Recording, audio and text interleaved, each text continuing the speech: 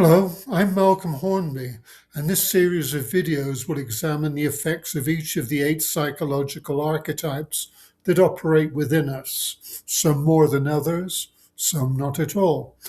There are also two integrative archetypes that weave the others together to create a fully capable human mind.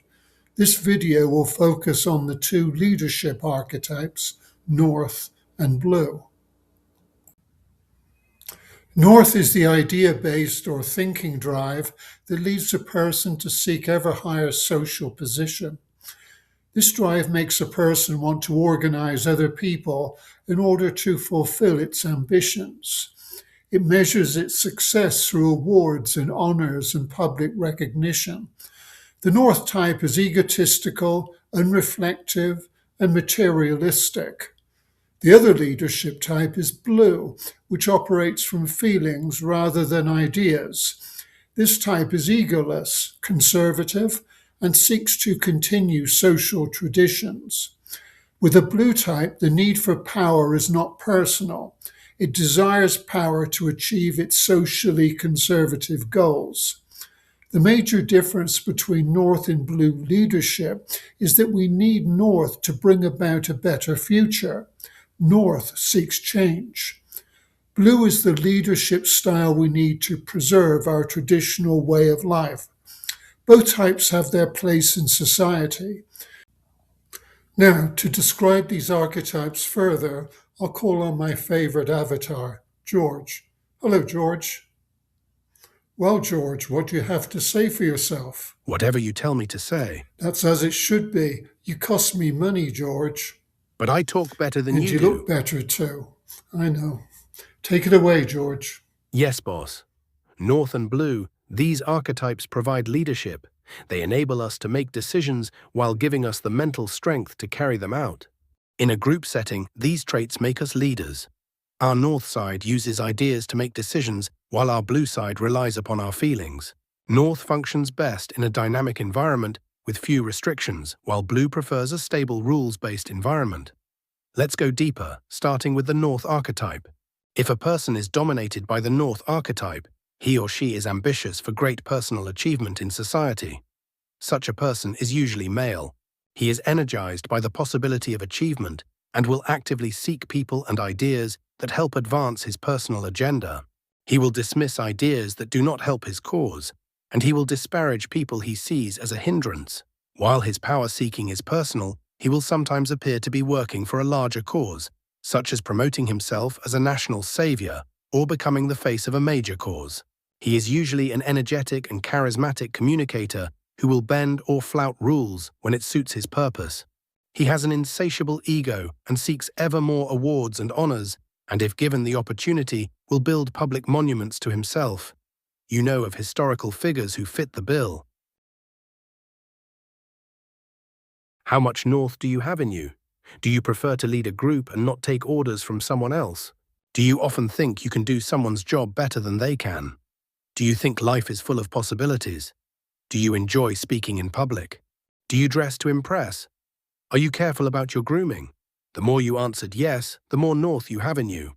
Based on the previous questions, if you mostly answered no, you may think you have no North in you. But you could be wrong. You may have potential North in your psyche without knowing it. If so, you are fascinated by powerful leaders. You read books about them, watch films that portray them. Their exercise of power fascinates you. If this is so, you are projecting the North archetype that exists within you onto other people. However, you are entirely lacking in North if you prefer solitude or small peer groups for company.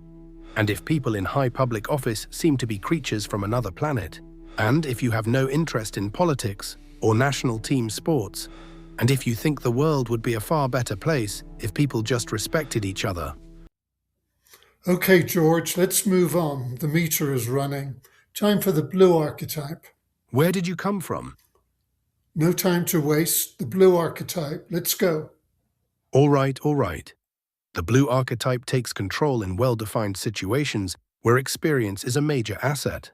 A Blue-dominant personality is guided by strong feelings and is suspicious of contrary ideas, considering them to be wrong-headed. Being highly self-assured, this type projects an authoritative presence. While lacking in ego, this type is judgmental, unreflective, and seeks to punish transgressors. An insistence upon customary ways of doing things is prescriptive of this type, for a blue's knowledge is shaped by habit and the past. Do you have blue in your mental makeup? You do if you insist on celebrating birthdays or public and religious holidays in the time-honored way. You do if you get annoyed when people do not do things the proper way. You do if when preparing a dish for dinner, you always follow the recipe to the letter. You are truly a blue if you wish to be a religious leader or a travel guide that leads groups around historic places. If you do not identify with the blue traits, you may still have blue in your psyche. You do if your heroes are religious figures, or if you admire television personalities and internet influencers who promote tradition, such as traditional foods, historical costumes, folk arts and crafts. You are a closeted blue if you are drawn to historical reenactments but do not participate in them, or if you like to visit museums or castles or travel to the sites of famous battles. You are completely lacking in blue if you find historical places and monuments to famous people of no interest, or if you would rather pay to avoid a museum than spend an hour inside one, or if you find birthday celebrations for yourself and other adults meaningless, or if you consider celebrations such as Christmas or Hanukkah or Diwali or the Hajj pilgrimage to be a waste of time. How do these two archetypes fare when leading a large business organization, for example? The North archetype is needed when a business is starting out. North is a dynamic leader who will seize opportunities to grow the business. North creates opportunities for those people willing and able to support his or her direction. However, North grows bored once success has been achieved, for North has no interest in the day-to-day running of an organization. That's where blue comes in. The blue archetype thrives where an organization is stable, where it has a distinct organizational culture, and where it plays a prominent role in society. Innately conservative, a blue will resist changes to what has made the organization successful. If the business environment changes and the business falters, it's time to bring back the North leader. That's enough, George. Cash is running low. Where did you come from? Just the magic of video editing. Time to wrap up. Tell your viewers about the people and places that represent North and South in the two novels I wrote.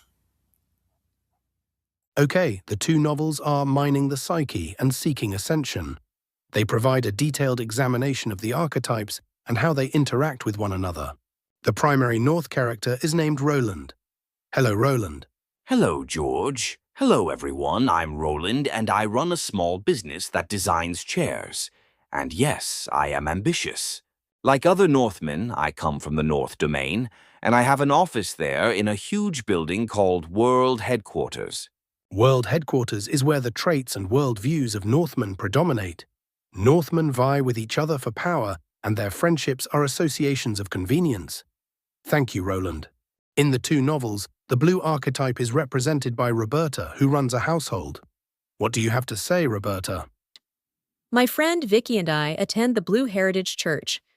It's a traditional church overseen by the Reverend Daniel David Lyon, who is a blue like Vicky and me. Thank you, Roberta. Both novels are available on Amazon in paperback or Kindle ebook. On behalf of George and myself, thanks for listening.